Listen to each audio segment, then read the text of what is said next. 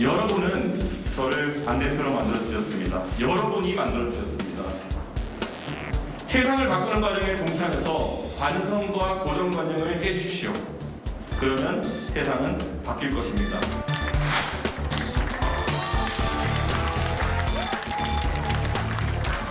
이 대표는 현충원 참배 뒤엔 광주로 이동해 철거 건물 붕괴 참사 합동 분향소를 찾았는데 보수정당 대표가 공식 일정 첫날부터 광주를 찾은 건 처음입니다. 네,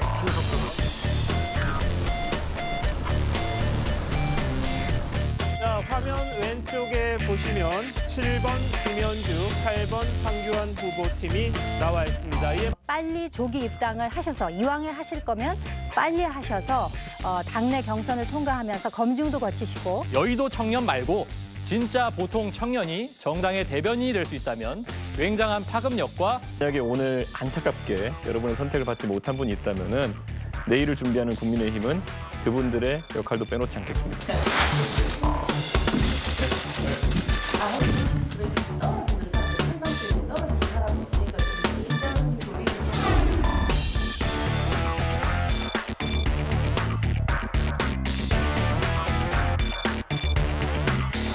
야권 판도엔 서서히 변화가 감지됩니다.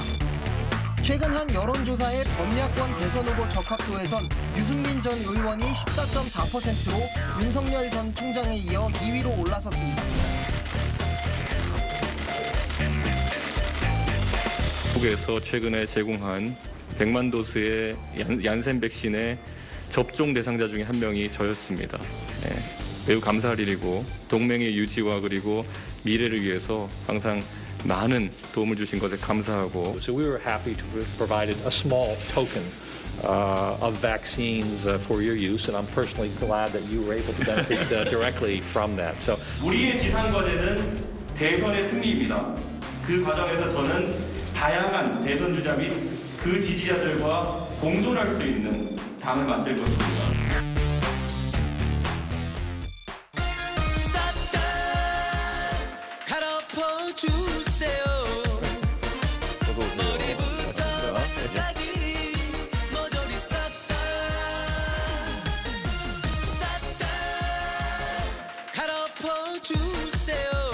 예, 시청자 여러분, 아주 유쾌한 노래가 흘러나오고 있죠. 싹 다 갈아엎어주세요. 지난번에 송영길 민주당 대표가 나왔을 때는 이정현 씨의 바꿔라는 노래를 틀었었는데 이준석 대표에게 많은 분들이 기대하는 마음이 바로 이 가사 그대로이지 않을까 싶어서 이 노래 여러분께 전해드렸습니다. 이준석 대표 나오셨습니다. 어서 오십시오. 안녕하세요. 싹 다 갈아엎어주세요. 이런 얘기 많이 듣지 않으셨습니까? 사실 그런 기대치가 있는 것은 알고 있습니다. 그래서 정당 대표라는 것이 무조건 갈아엎는다고 되는 것도 아니고 네. 제가 또 나이는 젊은 편이지만은 정당 내 최고 지도부 경험이 많은 편입니다. 그렇기 때문에 바꿀 것만 골라서 바꾸겠습니다. 바꿀 것만 골라서 바꾸겠다. 바로 그 부분이 참 중요한 부분인 것 같아요. 네. 다 하려고 하면은 사실상 아무것도 안 되는 건데 정말 바꾸려고 하는 한두 개만 바꿔도 대표는 성공적으로 했다 이런 평가 받을 수 있지 않습니까? 그리고 우리 당에서 이제 지도체제 하에서 많은 원로 중진 분들께서 또 역할을 해주고 계십니다. 뭐 원로까지는 아니지만 중진 의원이신 권영세 의원님께서 네. 지금 대선 주자의 영입에 있어서 굉장히 활발한 역할을 아마 전임해서 이제 담임해서 하고 계시고요. 그 외에도 우리 한기호 사무총장 같이 아주 또 조직 생활에 능한 분도 있고 여러 분들의 조력이 있기 때문에 제가 지금 이렇게 하고 있다고 생각합니다. 오늘 이 인터뷰를 해서 서울 목동에 있는 SBS 오셨는데 네. 여의도에서 오셨습니까? 예, 여의도 샀죠. 어떻게 오셨어요? 차 타고 오셨습니까? 제가 관용차를 지금 안 쓰고 있기 때문에요. 보통 제가 오는 노선대로 그렇게 해서 따릉이 타고 이제 여의도역 가면 5호선 탈 수 있습니다. 네. 그래서 5호선 타고 오목교에 가서 현대백화점 지하로 걸어오면 됩니다. 이거는 뭐 제가 뭐 이 SBS 주영진 뉴스브리핑은 오늘 자주 왔기 때문에 늘상 오는 패턴입니다. 이거는. 예. 그런데 대표가 되면은 당에서 대표를 위해서 준비한 차가 있는데 아마 차 안에서 할 수 있는 게 많지 않습니까? 굳이 차를 계속해서 안 타는 이유가 뭐 있을까요? 그러니까 차라는 것이 사실 어떻게 보면은 보안을 제공한다 이런 취지 때문에 쓰시는 분이 많은 것 같아요. 안에서 전화 통화를 할 수 있고. 저는 그냥 뭐 굳이 보안을 지켜서 전화 통화할 일이면 안 하는 게 낫다 이런 생각이고요. 저는 대한민국에서 저도 수도서울에서 대중교통 체제가 잘 돼 있는데 정당 대표가 뭐 사기업에 근무하시는 분들 뭐 그렇게 대단하다고 꼭 관용차에 의존해서 이렇게 바쁘게 돌아다녀야겠느냐. 저는 차라리 불필요한 일정을 줄이면 줄였지 대중교통만으로도 우리가 정치 업무를 소화할 수 있다는 걸 보여주는 것도 의미가 있다 봅니다. 지하철 안에서 다른 분들이 다 옆에 계신데 좀 조용히 다른 사람이 듣지 않게 통화해야 될 그런 전화도 올 텐데 그럴 때는 좀 부담스럽지 않습니까? 뭐 혹시라도 예를 들어 윤석열 총장이 전화한다 해도 예. 제가 그냥 답하는 것만 듣고 누가 윤석열 총장이라 알겠습니까?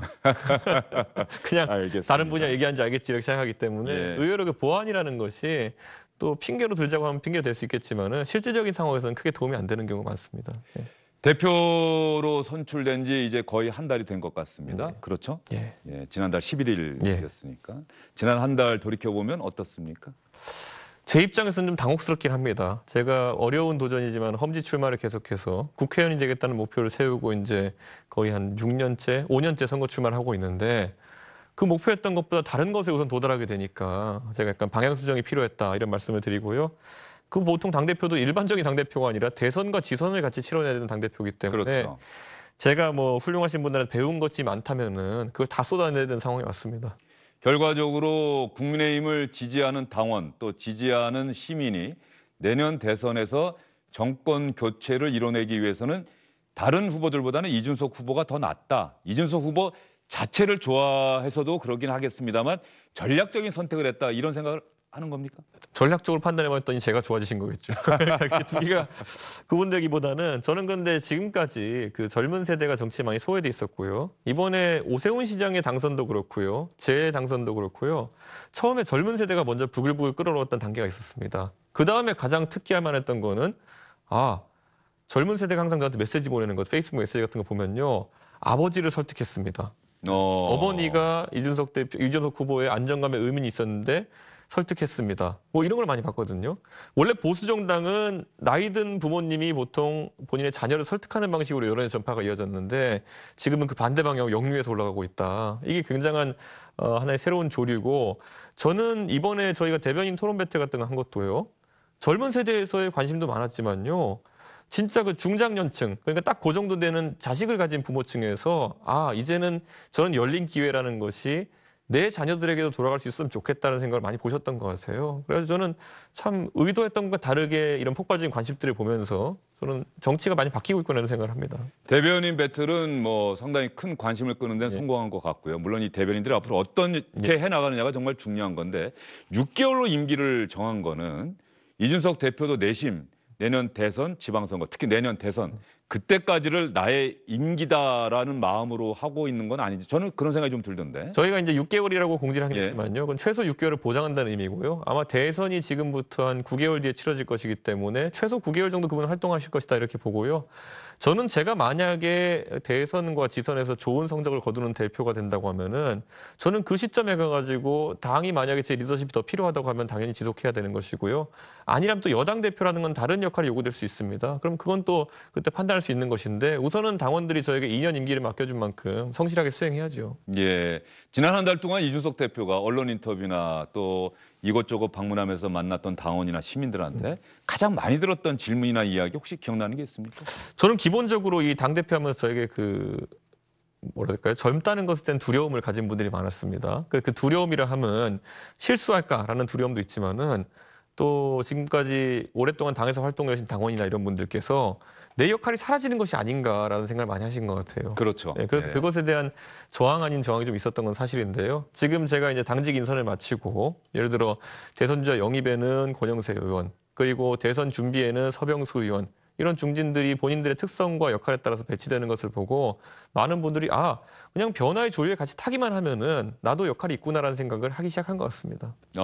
변화의 시류에 같이 타기만 하면 나도 역할을 할 수가 있다. 그러니까 대선 주자를 영입한다고 하는 것은 제가 아무리 길고 난다 하더라도 권영세 의원 같이 뭐 외교관 역할도 하셨고 검찰에서도 계셨고 그렇기 때문에 지금 유력 야권 외부 주자와 또 소통이 되고 이런 특성을 가진 분에 대해서 제가 나은 능력을 가질 수가 없거든요. 그럼 전 전적으로 신뢰하고 그분에게 전권을 드릴 겁니다. 지난번에 이미 그 이야기가 나왔으니까 이 질문은 안 될 수가 없네요. 윤석열 전 검찰총장과 조선일보 행사에서 만나셨죠? 네. 그때가 첫 만남입니까? 그 전까지 이제 사적으로도 소통해 본 적이 없고요. 다만 저한테 이제 축하 문자 한번 보내신 적이 있습니다. 그날 그 테이블에서 옆자리에 앉았죠? 예, 그렇게 했습니다. 좀 이야기를 나눈 게 있습니까? 기본적으로 뭐 행사장이었기 때문에 예. 저희가 긴밀한 대화를 나누기 좀 어려웠던 측면이 있고요. 다만 저는 그 전에 있었던 윤석열 전 총장의 출마 선언에서 사실상 어떤 사람들과 정치를 같이 하겠다, 즉 야권과 함께 하겠다는 의지가 명확했고, 그리고 여러 경로를 통해 가지고 제3지대는 고려하지 않고 있다라는 그런 표현을 봤을 때 저는 저희 당과 함께 하실 것이라고 생각하기 때문에 오히려 본인이 정치 참여라는 거는 본인이 공직에서 지금까지 했던 이력과 다른 이력을 시작하는 것이기 때문에 충분한 고민의 시간을 가지셨으면 좋겠다는 생각을 하고 있습니다. 다만 그것이 저희 공당의 경선 일정이 너무 늦지 않도록 그렇게 하시는 건 중요하다 봅니다.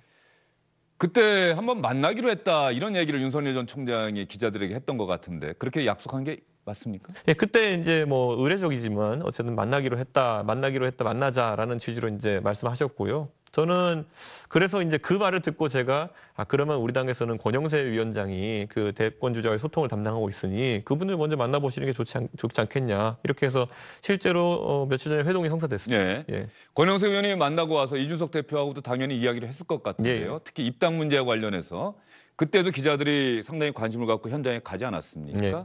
조금 전에 이준석 대표가 했던 이야기에 윤석열 전 총장이 더 가까이 다가온 것 같습니까? 어떻습니까? 저는 뭐 어차피 유력 대권 주자의 협상이라는 거는 저희가 긴 말을 할 필요는 딱히 없습니다. 우리 당이 그분에게 훌륭한 플랫폼을 제공한다면은 저희가 들어오지 말래도 들어오실 거고요. 만약에 저희가 준비가 안 돼 있다면은 아무리 땡겨도 안 들어올 겁니다. 그렇기 때문에 이거는 밀고 당기는 문제가 아니라 각자 서로에게 어떻게 도움이 되는 관계냐를 정립하는 게 중요하거든요. 근데 최근에 윤석열 전 총장의 행보를 보게 되면은 여권으로서 상당히 강한 네거티브 공세도 받고 있고 또 지금 상황에서 실무적으로 같이 일할 분들의 확충이 쉽지 않은 것으로 이제 전해 들었습니다. 그렇기 때문에 그런 측면에서 서로가 필요한 부분이 있다 이렇게 봅니다. 윤석열 전 총장 장모가 1심에서 유죄를 선고받고 법정 구속됐어요. 그때 이준석 대표가 했던 이야기, 국민의 지지율로 평가받을 것이다. 그걸 또 민주당에서는 또 비판을 하던데 예. 법적인 문제를 정치적으로 치환해서 왜곡해서 해석한 것 아니냐 이런 비판이 있었는데 어떻게 저는 생각하세요? 장모의 건에 대해 가지고 아직까지 1심밖에 안 지났습니다. 하지만 만약에 윤석열 전 총장이 결국에는 본인이 검사로서 직권남용을 통해서 장모를 도운 일이 있다고 한다면요. 그건 장모의 문제가 아니라 본인의 문제입니다. 그렇다면 국민들이 용납하지 않을 것이다 이렇게 보고요.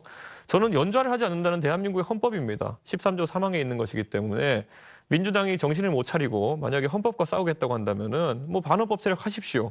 근데 그것과 별개로 지금 상황에서 우리 당의 입당 자격에는 장모의 문제 때문에 입당을 금지하는 조항은 없습니다. 그렇기 때문에 만약에 윤석열 전 총장이 합류를 결심한다고 하면은 저는 당헌 당규에 따라 가지고 받아들일 것이고 우리 대선 주자가 되는 순간부터 저는 보호에 나설 것입니다. 자, 그러면 결론적으로 이제 아마 이준석 대표도 이야기가 나오면 답변은 거의 똑같을 것 같은데 네.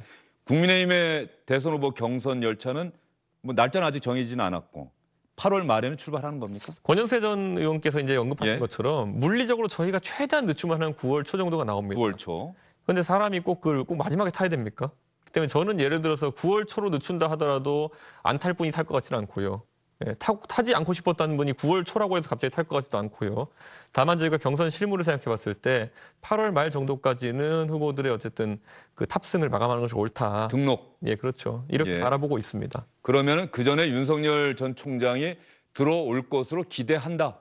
들어올 것으로 믿는다. 어떻습니까? 저는 제3지대를 하지 않겠다는 본인의 의지가 만약 확고하다면은 그때 안 탈 이유가 없다 이렇게 봅니다. 왜냐하면 그 정류장 다음 정류장이라는 거는 그거 이미 떠난 버스를 추격하기 위해서 엄청 비싼 택시를 타고 와야 됩니다.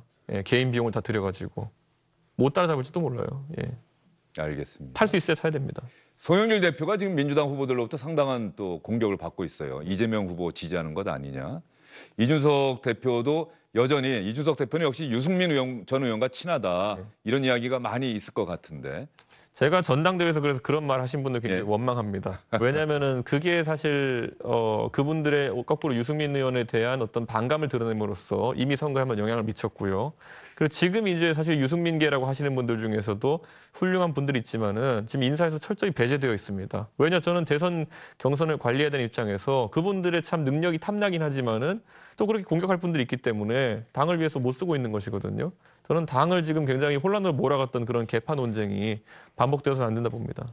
최근에 정치권, 이게 정치권에서 촉발된 기사는 아니고 경찰 수사 단계에서 흘러나왔던 이야기인데 자칭 수산업자, 네. 뭐 수산업자인지 아닌지도 아마 아닌 쪽으로 네. 기사가 이제 점점 가는 것 같은데 공교롭게 국민의힘에 몸담고 있는 전직 중진 의원의 이름, 또 그 의원의 형 이렇게 연관이 돼 있다. 또 윤석열 전 총장의 대변인 역할을 했던 전 조선일보 논설위원의 이름도 있다.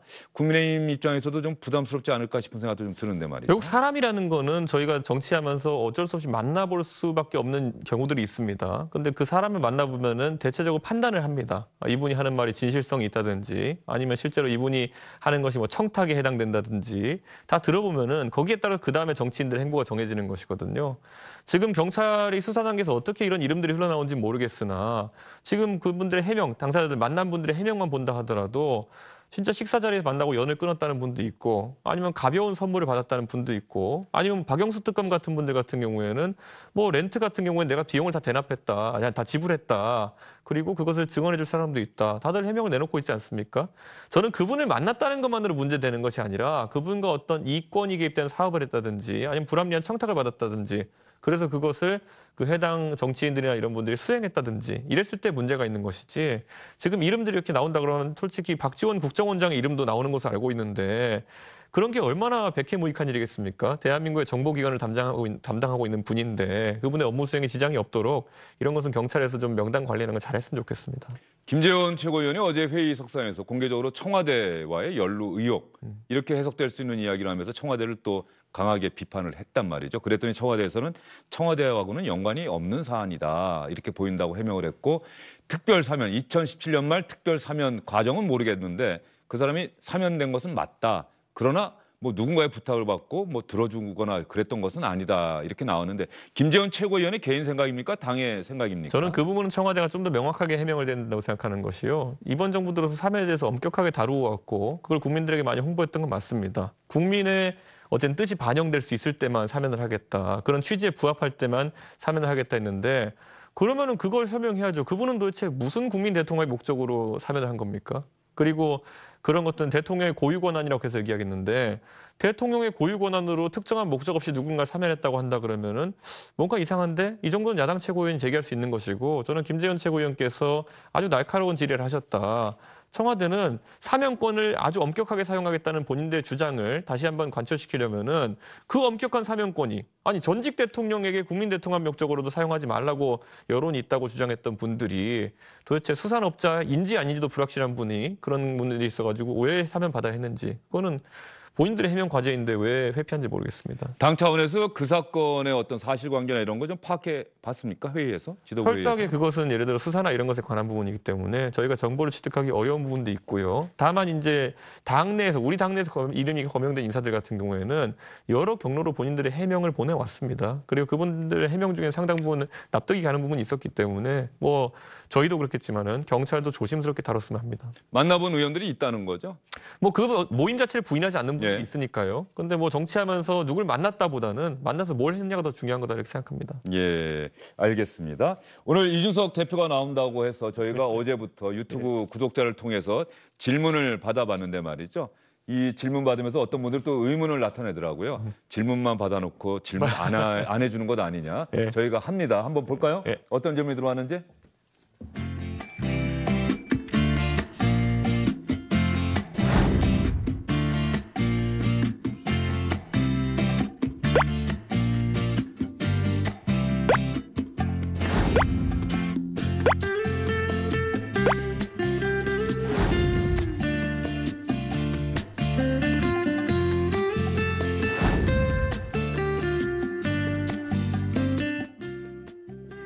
예, 이준석 대표 상당히 저런 표정이 또 찍힌 사진이 있군요.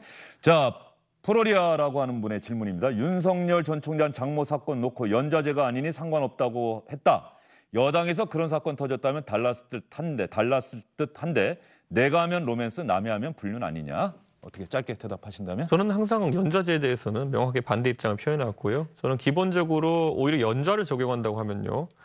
과거 대통령의 아들들이나 아니면 대통령의 형 등이 이런 뭐 금품 수수나 이런 거로 수감된 사례도 많았거든요. 그럴 때마다 그럼 대통령이 우리 연좌를 했었어야 하나요?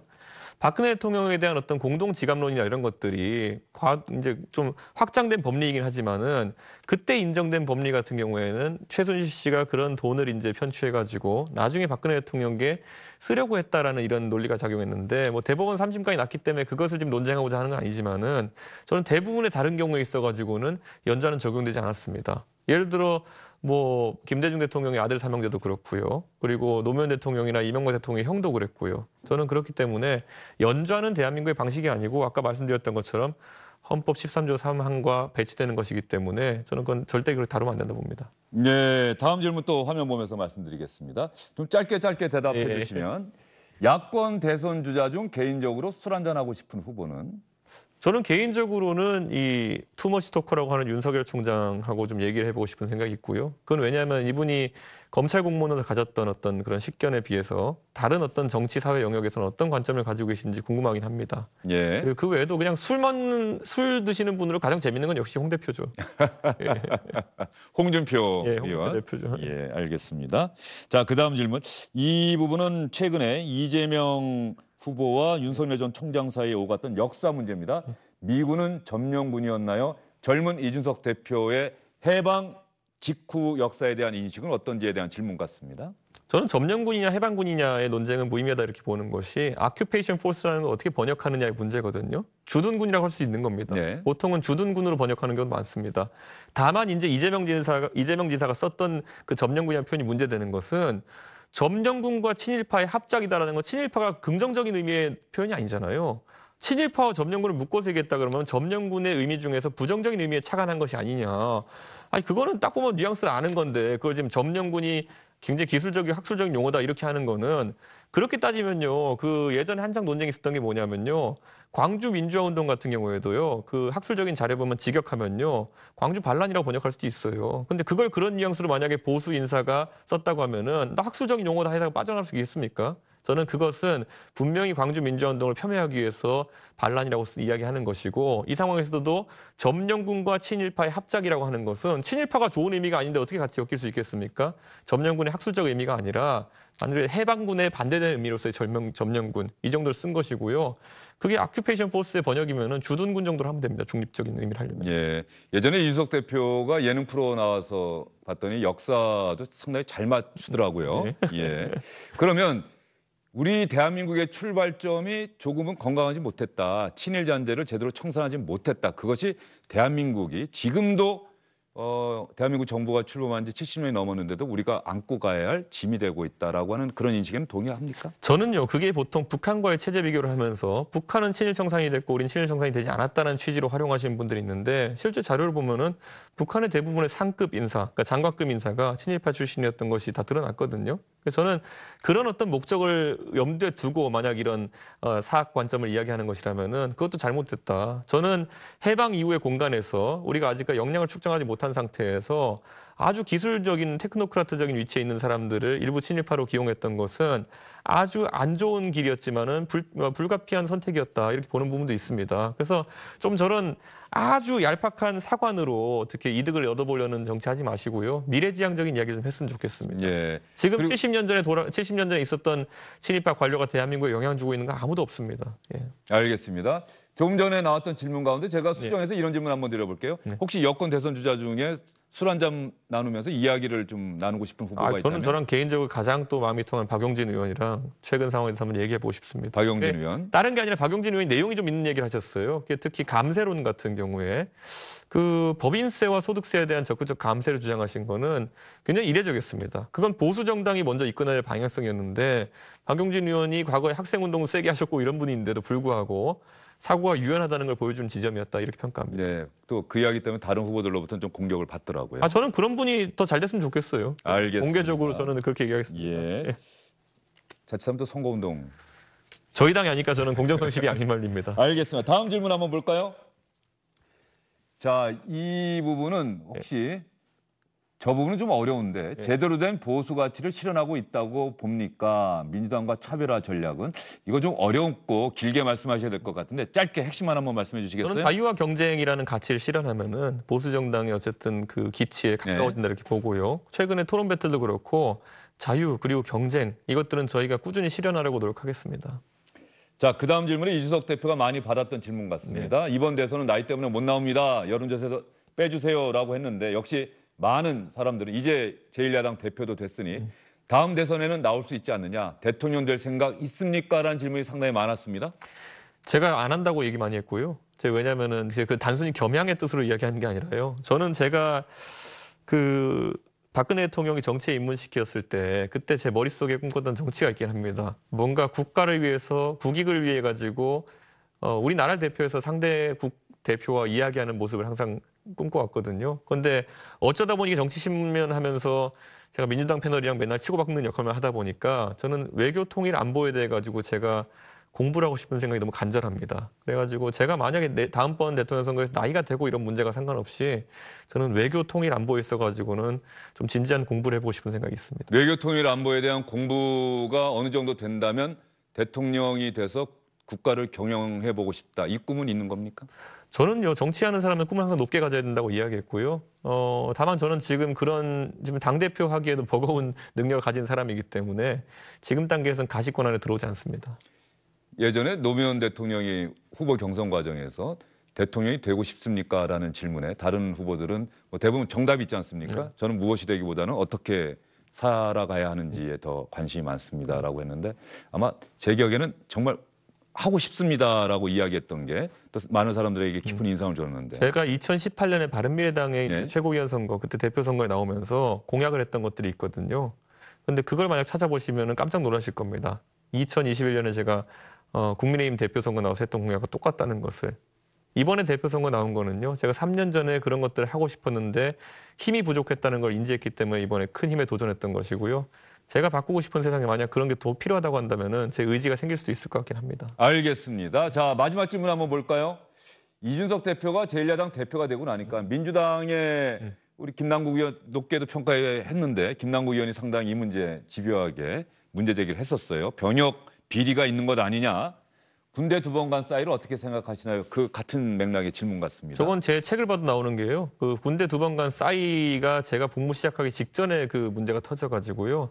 그 싸이 시 이후에 뭐 지문 인식기 등 복무 관리가 철저해졌습니다. 그래서 저는 뭐 저분 덕분에 굉장히 엄격한 그 산업기능요원 생활했습니다. 예.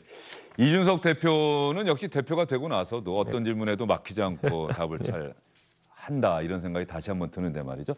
이번에 대변인 토론 배틀 진행하면서 사람들이 갖는 관심이 어떻습니까? 새로운 형태의 대변인을 발탁했다. 대변인 인사권을 대표가 스스로 놓았다. 이렇게 볼 수가 있는 건데 그런 기조가 앞으로 대표가 누가 되든 계속 유지가 됐으면 좋겠다 이런 생각이 듭니까? 저는 국민들께서 이 변화를 마무리해 주셨으면 좋겠는 게요. 앞으로 국민의힘의 대통령 후보든 큰 선거 후보라면은 지난 서울시장 선거 이후로 어느 누구도 유세차 위에 다른 사람들이 올라가야 된다고 생각하지 않을 겁니다. 무조건 자기 말을 할 말을 하는 젊은 세대가 올라가야 된다고 생각할 것이고요. 그게 우리 문화로 자리 잡았고요. 이번에 대변인 토론 배틀을 보면서 다시는 어느 누구도 당직을 캠프에서 열심히 일했던 사람들에게 나눠주는 문화로는 성공할 수 없다는 거를 인식했으면 좋겠고요. 제가 이번 전당대회 내내 그런 것들을 꼭 해보고 싶어가지고 전국을 캠프 안 차리고 2명이서 돌아다녔던 겁니다. 제 나름대로는 그에 대한 자부심이 있고 꼭 이런 문화를 정착시킬 수 있도록 하겠습니다. 이준석 대표가 받은 후원금 7월 1일자로 당에 들어온 거 맞습니까? 라고 오늘 질문했던 것 같은데 한교 사무총장이 들어왔습니다라고 대답을 했어요. 상한선 1억 5천만 원이었는데요. 다 보니까 1억 1천에서 2천만 원 정도가 남아가지고 저희가 그것을 당에 이제 이관하고 그걸 바탕으로 해서 저희가 대변인직 하는 분들한테 원래 수당을 안 드리거든요. 근데 저희가 충분히 생활할 수 있을 정도의 월급 형태의 수당을 확보해 드리기로 했고요. 이게 아마 열정페이가 아닌 정치 문화를 만드는 데도 도움이 될 것이다 이렇게 봅니다.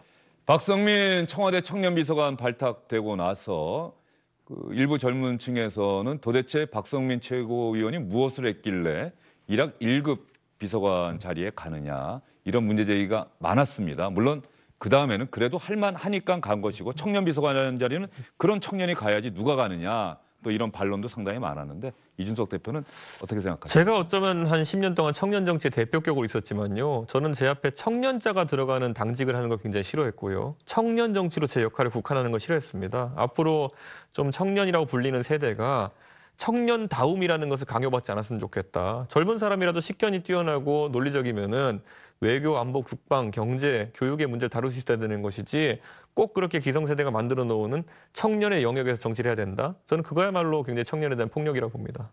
송영길 민주당 대표가 내일 치맥 하는 거죠? 예. 예. 뭐 상당히 긴 시간 얘기가 될 것 같습니다. 제가 그렇게 송 대표님한테 여의도를 좀 벗어나가지고 딴 데서 한잔했으면 좋겠다 말씀드렸는데 을지로 만선호프 이야기를 했었는데 제가 그러니까 그 참 젊은 직장인들이 많이 가는 그 만선호프라는 그 장소에서 하고 싶었는데 송 대표님께서 아무래도 첫 만남이다 보니까 뭐 기자들의 취재 편의성도 있고 이러다 보니까 여의도에 있는 한 호프집을 정하신 것 같습니다. 어떤 이야기 주로 나눌까요? 내일 하게 되면? 기본적으로는 아이스 브레이킹이죠. 예, 송 대표님을 제가 뭐 최근 전향적인 네. 이런 것을 많이 칭찬도 해드리고 이랬지만은 거꾸로 송 대표님 전 책도 선물해 주셨거든요. 근데 그런 것 보면은 제가 또 읽어보고 그런 송 대표님의 관점을 또 다시 한번 설명 듣고 싶기도 하고 저는 송 대표님이 그렇게 이제 러시아나 이런 북방 정책이라든지 또 4강 외교나 이런 것에 관심 많으신 줄 책 보고 알았어요. 그래서 그런 부분 좀 같이 논의해보고 싶습니다.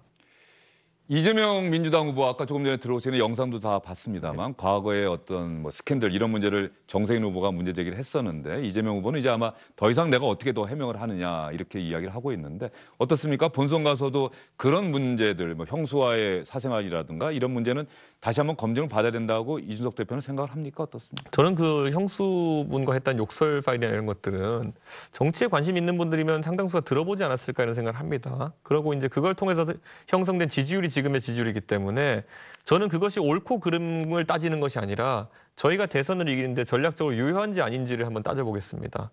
예전에 서울시장 선거에서 생태탕 논란 같은 것들 이미 더 이상 논리가 앞으로 나가지 못한 상황에서 그것만 계속 얘기해가지고 이길 수 있다고 생각했던 것이 민주당의 큰 패착이었던 것처럼 저희도 아무리 그 문제가 중하다 해가지고 이재명 지사의 다른 부족한 부분 검증을 게을리해서는 안 되는 거거든요.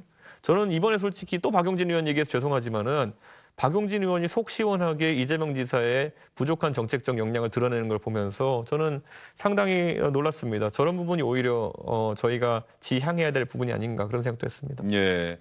오늘 이준석 대표가 나오는 날 공교롭게 유승민 전 의원이 글을 올렸어요. 네. 여가부를 폐지하겠습니다. 제가 대통령이 되면. 이준석 대표가 아마 알 거예요. 여성들은 이준석 대표, 여성들의 지지보다는 남성들의 지지, 특히 젊은 층 많을 것이다. 그리고 여가부를 폐지하자는데 이준석 대표도 찬성하지 않겠느냐. 왜냐하면 어떤 여성들을 어떤 우대한다든가 할당제에 대해서 반대하는 생각을 갖고 있기 때문에 어떤 생각입니까? 2017년에 유승민 대표가 이제 대통령 출마했을 때 그때도 여가부 폐지에 대한 입장이 있었고요. 저는 여성가족부 같은 것들이 여성 문제를 해결하는 가장 안 좋은 방식이다 이렇게 봅니다. 아까 제가 청년이라는 청년 정치 영역을 딱 정해가지고 굉장히 약한 청년 비례대표 의원 몇 명 만들어서 니네가 청년 일자리 뭐 등록금 다 해 이렇게 몰아넣는 방식이 실제로 아무 일도 해결 못했거든요. 여성가족부는 사실 거의 무임소 장관이라고 할 수 있을 정도로 빈약한 부서를 가지고 그냥 캠페인 정도 하는 역할로 전락해버렸는데 저는 그렇게 해가지고는 여성에 대한 차별이나 불평등 문제가 있다 해도 잘 해결되지 않을 것이다. 오히려 대한민국의 모든 공직자가 소수자에 대한 차별이라든지 아니면 불공정에 대해 가지고 감수성을 가지고 정책 만드는 입안해야 된다. 말 한마디 한마디에서도 그런 어떤 감수성이 있어야 되는 것이고 그게 일각에서 얘기하는 뭐 여성에 대한 성인지 감수성 이런 얘기가 아니라 어쨌든 누군가를 굉장히 뭐 소외시키지 않는 그런 감수성을 가지고 가야 되는 것인데 그게 훈련이 좀 부족해 보이는 게 사실입니다. 대한민국의 공직자들 중에서. 저는 그래서 그런 여성부라는 힘 약한 부처 하나 만들어 놓고 모든 걸 몰아주고 여성을 절대 소수자로 몰아넣고 거기에 따라서 계속 캠페인하는 그런 방식은 이제 한 15년, 20년 정도 시행착오면 됐다 이렇게 생각합니다. 찬성한다? 저는 그 나중에 저희 대통령 후보가 되실 분 있으면은 그건 그 폐지 공약은 제대로 내pus으면 좋겠습니다. 알겠습니다. 이준석 국민의힘 대표와의 인터뷰 이제 정리할 시간이 됐는데 말이죠. 이준석 대표의 기억을 저희가 되살려 드리겠습니다. 대표에 당선되고 나서 이준석 대표가 어떤 부분을 당원과 국민에게 약속했는지 한번 들어보겠습니다. 제가 말하는 변화에 대한 이 거친 생각들 그리고 그걸 바라보는 전통적 당원들의 불안한 눈빛 그리고 그걸 지켜보는 국민들에게 우리의 변화에 대한 도전은 전쟁과도 같은 치열함으로 비춰질 것이고 이 변화를 통해서 우리는 바뀌어서 승리할 겁니다.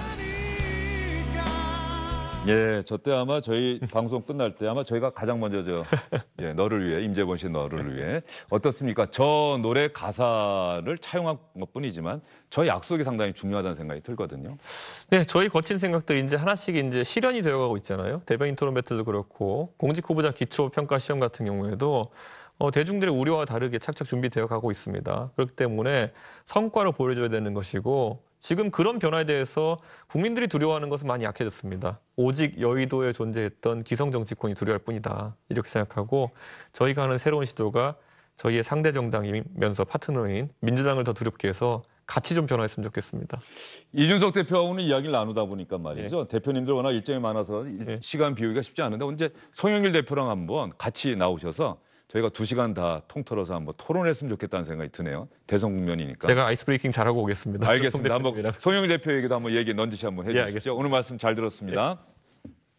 안녕하십니까, 주영진입니다. 더 많은 뉴스와 라이브 이벤트를 보고 싶으시다면 화면 오른쪽을 눌러서 구독해 주시기 바랍니다. 저희 SBS 앱을 다운로드 받으시면 뉴스 속보 알림도 받아보실 수 있습니다. 텔레비전으로도 SBS 뉴스, 유튜브로도 SBS 뉴스 잊지 마시기 바랍니다.